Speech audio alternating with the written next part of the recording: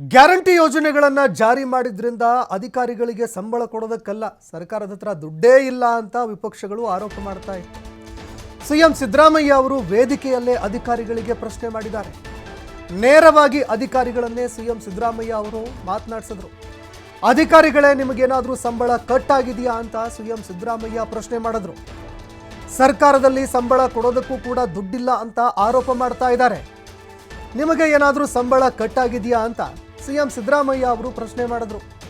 HD ಕೋಟೆಯ ವಾಲ್ಮೀಕಿ ಕಾರ್ಯಕ್ರಮದಲ್ಲಿ CM Siddaramaiah ವಿಪಕ್ಷಗಳ ವಿರುದ್ಧ ಗುಡುಗಿದ್ದಾರೆ. ಗ್ಯಾರಂಟಿ ಯೋಜನೆಗೆ ಸರ್ಕಾರದಲ್ಲಿ ದುಡ್ಡಿಲ್ಲ ಅಂತ ಅಂತಾರೆ.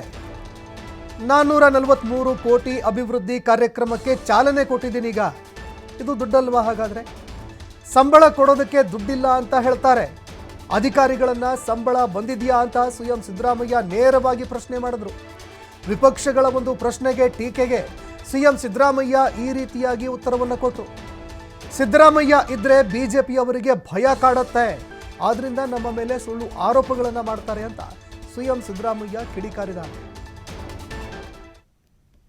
ವಿರೋಧ ಪಕ್ಷದವರು ಟೀಕೆ ಮಾಡ್ತಾರೆ. ಏನಂತಪ್ಪ ಅಂತಂದ್ರೆ, ಗ್ಯಾರಂಟಿ ಯೋಜನೆಗಳನ್ನ ಜಾರಿ ಮಾಡೋದ್ರಿಂದ ಅಭಿವೃದ್ಧಿ ಕೆಲಸಗಳಿಗೆ ದುಡ್ಡಿಲ್ಲ. ಮತ್ತೆ ಈ 443 ಕೋಟಿ ಹೆಂಗೆ ಇದು ಎಲ್ಲಿಂದ ಬಂತು?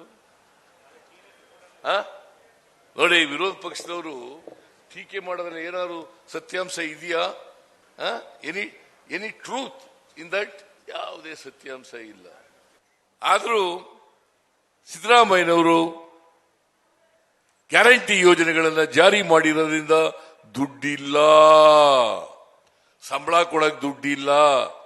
ನಾನು ಕೇಳ್ತೀನಿ, ಯಾರ್ದಾರು ಸಂಬಳ ನಿಂತಿದ್ದೀನಪ್ಪ ಅಧಿಕಾರಿಗಳ?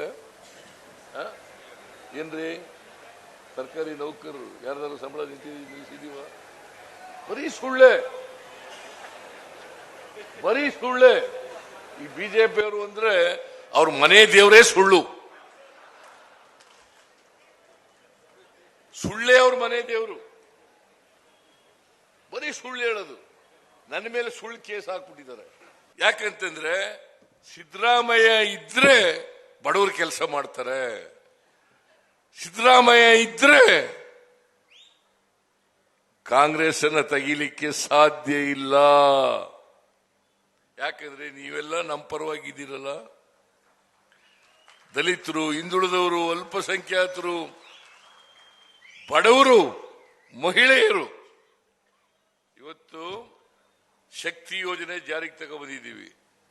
324 ಕೋಟಿ 324 ಕೋಟಿ ಮಹಿಳೆಯರು ಫ್ರೀಯಾಗಿ ಸರ್ಕಾರಿ ಬಸ್ನಲ್ಲಿ ಪ್ರಯಾಣ ಮಾಡಿದ್ದಾರೆ.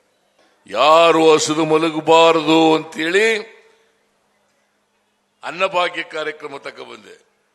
ಈ ಸಾರಿ ಅಧಿಕಾರಕ್ಕೆ ಬಂದಾಗ ಇನ್ನೂ 5 ಕೆಜಿ ಕೊಡೋಣ ಅಂತಂದೆ.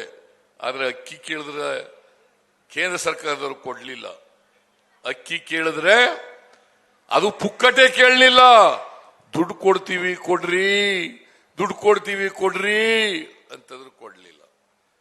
ನಮಗೆ ಟೀಕೆ ಮಾಡ್ತಾರೆ ವಿರೋಧ ಪಕ್ಷದವರು, ಟೀಕೆ ಮಾಡ್ತಾರೆ. ಏನಂತಪ್ಪ ಅಂತಂದ್ರೆ, ಗ್ಯಾರಂಟಿ ಯೋಜನೆಗಳನ್ನ ಜಾರಿ ಮಾಡೋದ್ರಿಂದ ಅಭಿವೃದ್ಧಿ ಕೆಲಸಗಳಿಗೆ ದುಡ್ಡಿಲ್ಲ. ಮತ್ತೆ ಈ 443 ಕೋಟಿ ಹೆಂಗೆ ಇದು ಎಲ್ಲಿಂದ ಬಂತು?